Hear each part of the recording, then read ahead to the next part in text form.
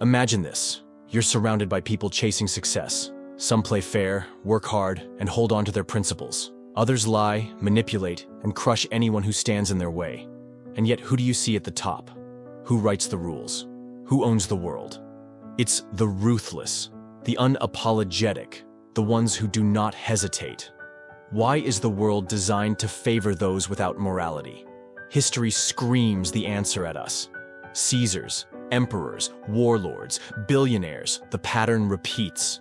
The most ruthless rise. But this isn't a glitch in the system. It is the system. To understand why, we must step into the mind of Nietzsche and confront one of the most unsettling truths about human nature. Power is not a reward for goodness, it is a prize for those who take it. We are taught to believe a comforting lie, that success is the result of hard work, talent, and integrity. But history, business, and politics tell a different story, one far darker and more honest. Power doesn't reward the deserving. It rewards the bold. The world doesn't lift up the virtuous. It serves those who exploit its mechanics without hesitation. Success isn't about fairness. It's about control, strategy, and doing what others won't. Why do corrupt politicians thrive? Because they understand the game better than the honest ones. Politics is not about justice. It's about influence. A leader who tells people what they want to hear, manipulates the system to maintain authority, and silences opposition will always rise higher than one who clings to integrity. In the pursuit of domination, morality becomes a weakness. The most powerful rulers in history weren't the most ethical. They were the most strategic. They made promises they never intended to keep. They built alliances only to break them. Because power isn't given, it's taken. Why do ruthless CEOs dominate industries? Because business is war, not charity. A CEO who chooses fairness over efficiency or ethics over results will be crushed by competitors willing to do what they won't. The companies that survive are those willing to cut jobs, crush competition, and exploit markets and labor to win. The uncomfortable truth is that the economy does not reward kindness. It rewards dominance. Why do history's greatest rulers have dark pasts? Because greatness and ruthlessness often walk hand in hand. Alexander the Great didn't conquer the world through diplomacy. He burned cities. Julius Caesar betrayed the Senate. Napoleon didn't rise by following rules. He rewrote them. Power is about control, not kindness. And fairness? It's an illusion. A narrative told to the masses to keep them in line. Workers are told to stay loyal while corporations drop them in a heartbeat. Citizens are told to obey laws while the elite bend them. The masses believe in justice while those in power manipulate it. Fairness is not a universal law. It's a tool of control. The world belongs to those who understand this and act accordingly. Power is not about being good. It's about seizing what others won't. Friedrich Nietzsche didn't just question morality. He exposed it as deception. In Beyond Good and Evil, he argued that morality is not objective truth, but a weapon. An illusion created by the weak to restrain the strong. What we call good and evil are not universal. They are social constructs created to serve different interests. The weak, unable to take power, glorify submission, humility, and suffering. The strong recognize this morality as a cage meant to suppress those who could otherwise rule. At the heart of Nietzsche's philosophy is the will to power, the driving force of all life. According to him, humans do not seek happiness or peace as their highest goal. They seek power, the ability to impose their will, shape the world, and redefine reality. Power is not just political. It is intellectual, psychological, creative.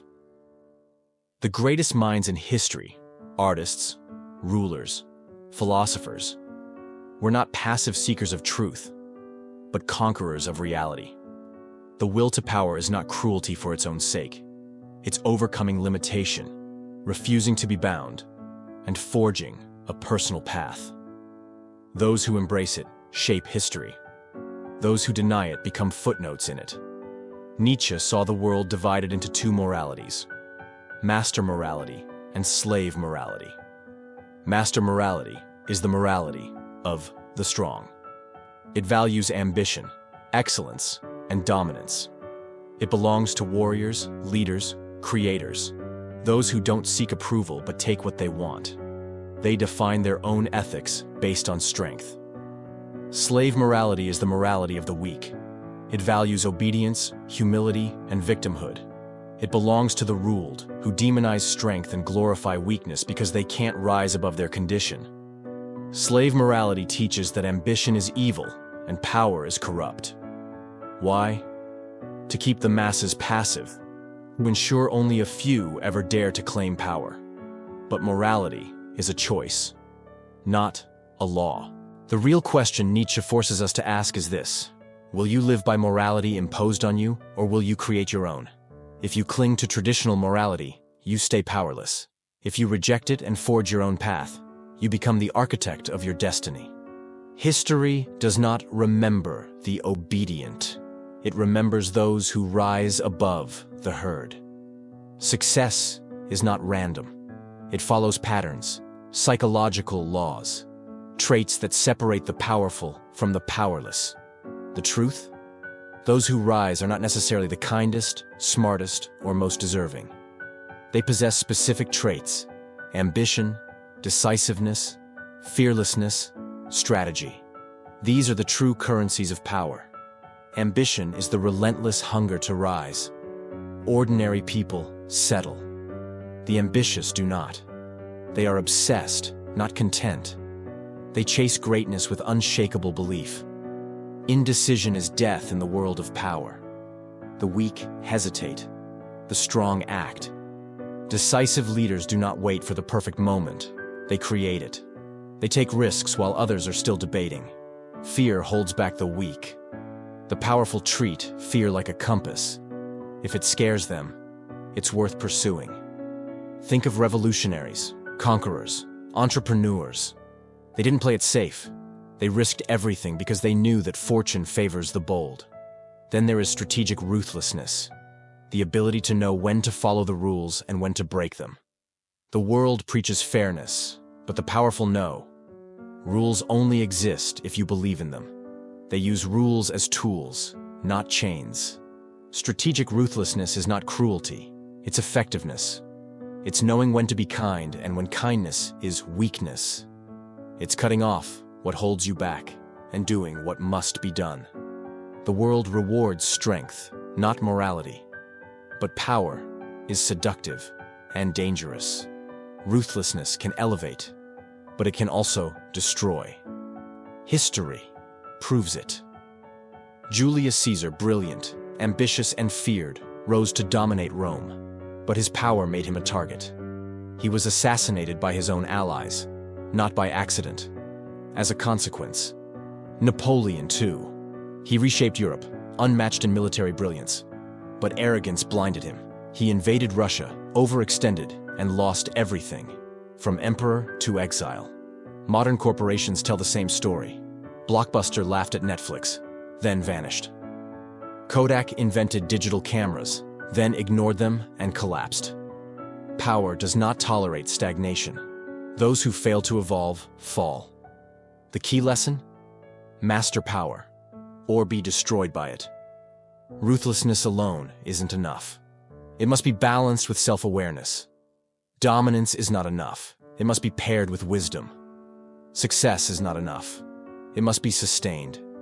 The moment the powerful stop mastering power, power masters them. So, the question becomes, if you rise, will you learn from history, or fall like the rest? The key to real power is balance. Those who blindly follow morality remain weak. Those who discard it completely become reckless. The ones who rise and endure are those who understand both. Rule 1. Reject naive morality. Goodness alone will not save you. Hard work and virtue do not guarantee success. The world isn't fair. Those who blindly follow morality are often preyed on by those who exploit it. This doesn't mean becoming evil. It means seeing through illusion. Play by the rules when they serve you. Break them when they don't. Rule 2. Embrace strength. Build yourself into someone who commands respect. Not through lies, but through ambition, confidence, decisiveness. Set goals so big they scare you. Stop begging for approval. Own your path. Rule 3. Stay strategic. Know when to be ruthless, when to form alliances. Power isn't just about crushing people. It's about timing. Caesar built alliances before conquering. Machiavelli knew when to appear kind and when to inspire fear. Power is not just dominance, it's intelligence. Your morality should be a tool, not a cage. Rule 4. Evolve. Only those who change survive. Empires collapse when they stop adapting. Businesses die when they ignore innovation. Leaders fall when they grow too comfortable. Rigidity is death. Adaptation is life. The strongest are not the most ruthless. They are those who evolve, endure, and learn. Power does not have to corrupt. Success does not have to destroy. The greatest leaders understood that real strength is mastery over both power and morality. So, will you be a pawn? A brute who rises only to fall? Or will you take the third path, strength without corruption? The world does not reward morality. It rewards strength. It rewards those who see reality clearly and act without fear. Most people live in illusion, thinking hard work and virtue alone will take them to the top. But history shows otherwise. Those who rise understand the game and play it better than everyone else. Power is not good or evil. It's a force, a weapon. In the wrong hands, it destroys. In the right hands, it reshapes the world. If you want power, you must face this truth. Success is not given. It is taken. You must make hard choices. Step outside conventional morality and claim your place in the world. But remember, power without control leads to downfall. Those who rise without understanding its danger are destroyed by their own arrogance. So in the end, the question is this: will you master power, or will it master you?